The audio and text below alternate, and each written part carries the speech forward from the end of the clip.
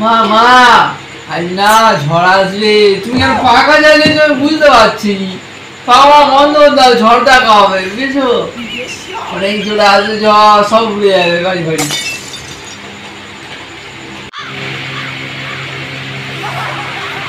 তুই আর বকিস নি, চুপ কর।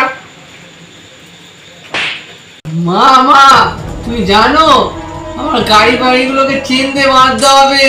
আমি একটু আগে খবর দেখলাম যে ট্রেনকে চেন দিয়ে বেঁধে রেখেছে, যদি না উড়ে যায় তাহলে আমার গাড়িটা তো আগে উড়ে যাবে। মা তুমি ঠিক করো, বেঁধে দাও গাড়িটা বুঝেছো, দড়ি ফড়ি নিয়ে এসো, চেন ফেন নিয়ে এসো। ওরে বাবু, তুই এত বোকা কেন? আমাদের বাড়িটাই উড়ে যাবে, আমাদের বাড়িটাকে আগে চেন তালা দিয়ে বাঁধতে হবে, বুঝেছিস? হ্যাঁ, এটা তো আমি ভেবে দেখিনি মা। কি বলছো, বাড়ি উড়ে যাবে? তাহলে আর বলছি কি, এই বাড়িটাকে ধরে রাখতে গেলে, ঝড় থেকে বাঁচতে গেলে এই বাড়িটাকেই আগে চেন তালা দিয়ে বাঁধতে হবে, তারপর তো ঝড়ের সাথে আমরা মোকাবিলা করব। তুই ঝড় দেখবি বলছিলিস না? এই ঝড় যদি তুই দেখতে যাস তোকে শুদ্ধ উড়িয়ে নিয়ে চলে যাবে।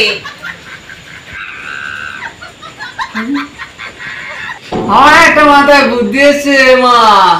আমরা না গাড্ডা খুলে মাটির ভেতর ঢুকে যায়, হ্যাঁ ঝড় তো উপর দিয়ে যাবে আর মাটির তলাতে তো যাবে না।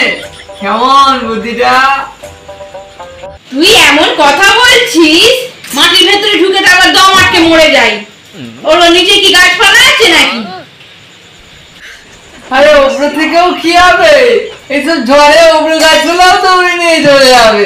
আর উপরে থাকা মাটির ভেতর থাকা তো একই ব্যাপার হলো মা।